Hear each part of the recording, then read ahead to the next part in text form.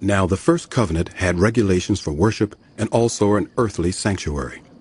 A tabernacle was set up. In its first room were the lampstand and the table with its consecrated bread. This was called the holy place. Behind the second curtain was a room called the most holy place, which had the golden altar of incense and the gold-covered ark of the covenant. This ark contained the gold jar of manna, Aaron's staff that had budded, and the stone tablets of the covenant.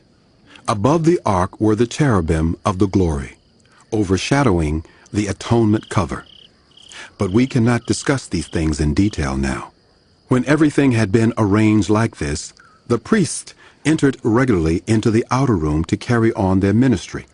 But only the high priest entered the inner room, and that only once a year, and never without blood, which he offered for himself and for the sins the people had committed in ignorance. The Holy Spirit was showing by this that the way into the most holy place had not yet been disclosed, as long as the first tabernacle was still functioning. This is an illustration for the present time, indicating that the gifts and sacrifices being offered were not able to clear the conscience of the worshiper. They are only a matter of food and drink and various ceremonial washings, external regulations applying until the time of the new order.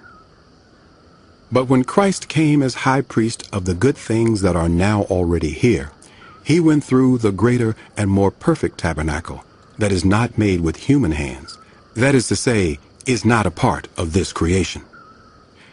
He did not enter by means of the blood of goats and calves, but he entered the most holy place once for all by his own blood, thus obtaining eternal redemption.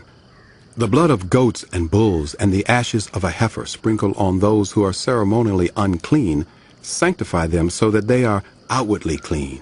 How much more then will the blood of Christ, who through the eternal Spirit offered himself unblemished to God, cleanse our consciences from acts that lead to death, so that we may serve the living God.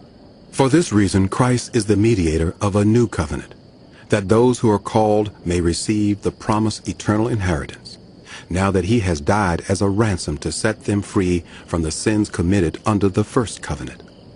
In the case of a will, it is necessary to prove the death of the one who made it, because a will is enforced only when somebody has died. It never takes effect while the one who made it is living. This is why even the first covenant was not put into effect without blood. When Moses had proclaimed every command of the law to all the people, he took the blood of calves, together with water, scarlet wool, and branches of hyssop, and sprinkled the scroll, and all the people. He said, "This is the blood of the covenant which God has commanded you to keep." In the same way, he sprinkled with the blood both the tabernacle and everything used in its ceremonies.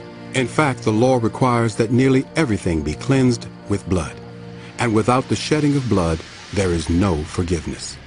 It was necessary then for the copies of heavenly things to be purified with these sacrifices, but the heavenly things themselves with better sacrifices than these.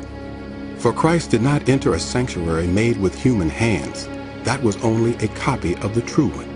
He entered heaven itself, now to appear for us in God's presence. Nor did he enter heaven to offer himself again and again, the way the high priest enters the most holy place every year with blood that is not his own. Otherwise, Christ would have had to suffer many times since the creation of the world. But he has appeared once for all at the culmination of the ages to do away with sin by the sacrifice of himself. Just as people are destined to die once, and after that to face judgment, so Christ was sacrificed once to take away the sins of many. And he will appear a second time, not to bear sin, but to bring salvation to those who are waiting for him.